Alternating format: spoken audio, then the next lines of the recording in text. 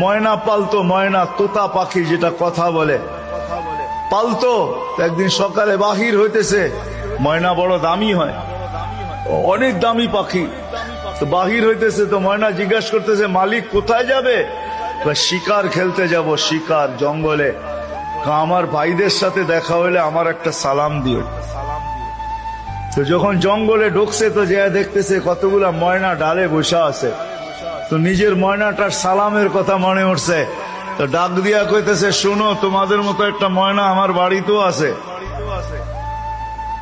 সে তোমাদেরকে সালাম দিছে। এই কথা বলতে দেরি এই ময়নাগুলা ডালের থেকে পড়া মরতে দেরি হয় না।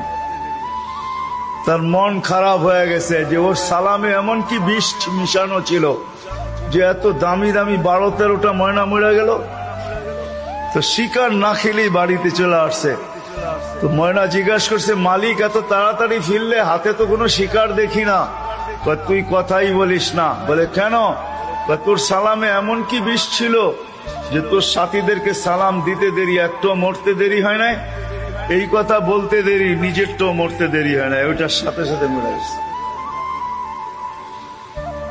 তো খাঁচার দরজা খুইলা সামনে নিয়ে বৈশা অনেকক্ষণ কাঁদছে, না লড়েও না চড়েও না, চক্ষুও খোলে না।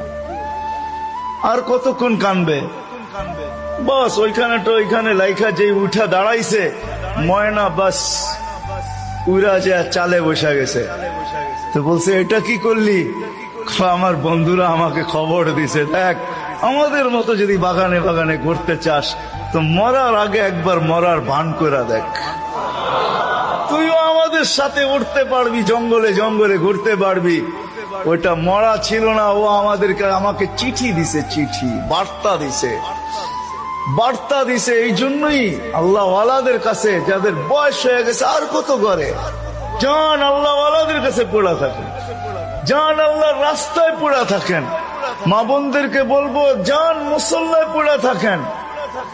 ভাবেন মরার আগে মরা গেলাম, তাইলে চিরদিনের মৃত্যুর থেকে বেঁচে যাবে, জান্নাত মিলবে। জান্নাত করবো তো পাক্কা ওয়াদা? আল্লাহ আমাদেরকে আমল করার তৌফিক দান করেন। ওয়া মা আলাইনা ইল্লাল বালাগ।